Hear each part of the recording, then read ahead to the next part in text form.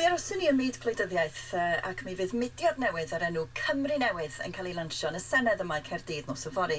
Nod y mudiad ydy i gynnal trafodaethau dwys o phwrpasol mwyn i Gymru fel cenedl mapio i dyfodol. Wel yma i roi mwy o gig ar yr asgwrn ni, mae Gwern Gwynfil sy'n gyfarwyddwr gweithredol Cymru Newydd ac mae o yma yn y studio. Pnawn da chi, Gwern? Pnawn da, siwmai. Wel, be'n union felly ydy Cymru Newydd? Wel, mae hynna'n gwestiwn da, mae'n gwestiwn sy'n codi yn aml. I ni wedi bod yn defnyddio fel rhyw fath o shorthand, galw fe fel un trafod, ond dyn ni ddim wir yn hoff iawn o'r disgrifiad fel melyn trafod. Mae melyn y trafod yn dieddol o gael cynulleidfa weddol fechan, a'n siarad dim ond yn gaeedig o fewn rhyw gylch gwleidyddol, a beth i ni'n gobeithio creu yw rhyw fath o fenter bydd yn medru siarad yn llawer mwy eang gyda poblogaeth Cymru, ac hefyd gwrando ar lais poblogaeth Cymru, a hefyd pobl o Gymru sydd wedi gadael a gofyn iddyn nhw sut maen nhw'n gweld y Cymru o bell. Dych chi'n dweud bod chi eisiau newid y narratif. Beth ydy'r narratif fel dych chi'n ei weld ar hyn o bryd ac ym mha ffordd dych chi'n awyddus i newid y narratif hwnnw? Wel, mae'r narratif yn siomedig iawn ar hyn o bryd yn diwedd. Does dim fawr o godi llais.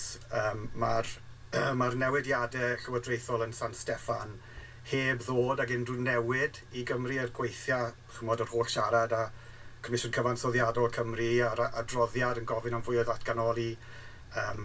Elfennau o'r Llywodraeth Lafur yn gweud bod nhw o blaid fwy o ddatganoli a mwy o newid, ond dim newid yn digwydd.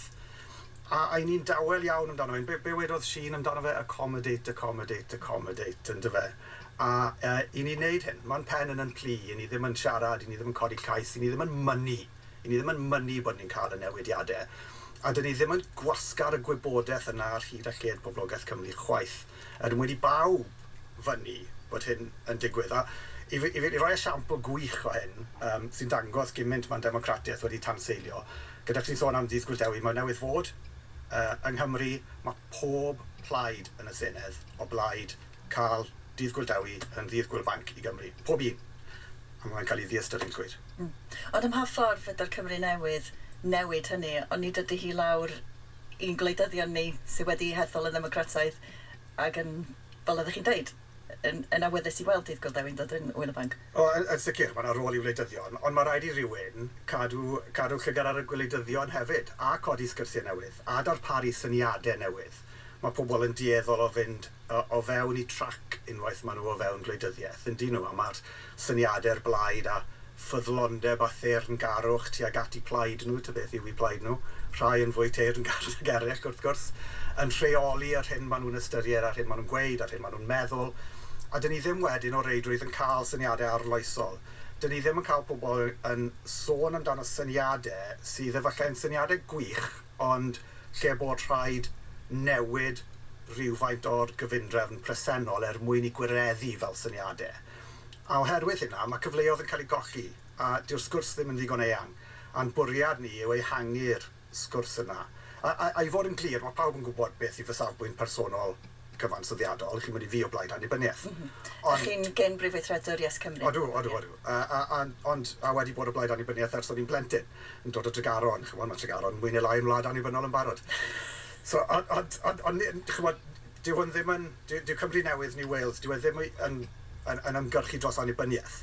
Mae fe'n ymgyrchu dros unrhyw newid a darparu unrhyw syniadau sydd yn mynd i fod o fydd i Gymru. Ac yn mynd i wella Cymru. Sut mae gwneud hynny? Mae gennych chi banel yn trafod yn y digwyddiad nos fory yn does. Un ohonyn nhw sy'n Paul Silk, a mae o'n deud rwy'n mawr obeithio bydd Cymru Newydd yn gatalydd ar gyfer newid cadarnhaol.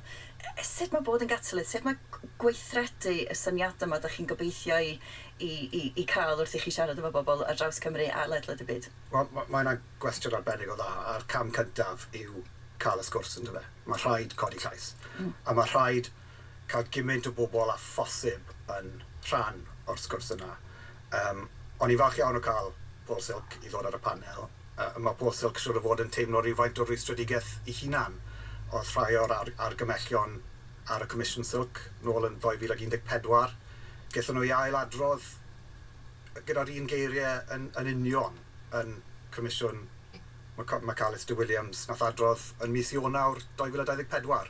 Dim newid mewn degawd. A mae fe'n gret bod wedi bod yn barod i ymrwymo a i i gymryd rhan, a hefyd i gydnabod yn y fath ffordd bod angen i ni gael y sgwrsiau yma, bod rhaid i ni gael mwy o hyn. Mae rhaid i ni gael pobl tu allan i Gaerdydd yn siarad amdano hyn. Chymod, pobl ar lawr gwlad. Ie, fel ydych chi'n dweud, cynnal mwy o sgwrsiau, da chi hefyd eisiau bod yn un llais ymhlith llawer. Mae yna lawer o leisiau eisoes yn barod yn does.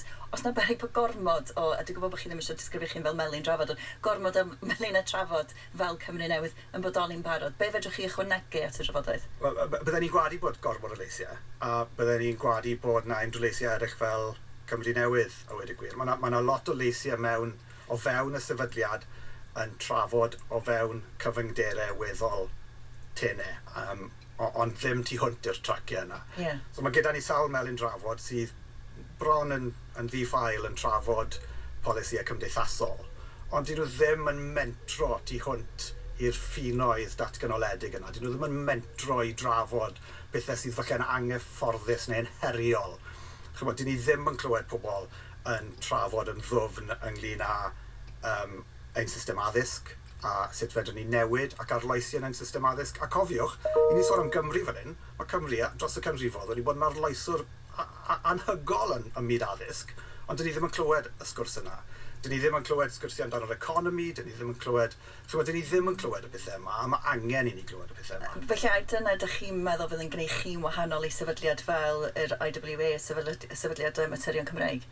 O ie, yn sicr. Mae'r IWA wedi bod rownd ers yr 80au fi'n credu. Gaethon ni sefydlu gyda arian coeddus, does dim arian coeddus yn dod yn agos i beth i ni'n neud.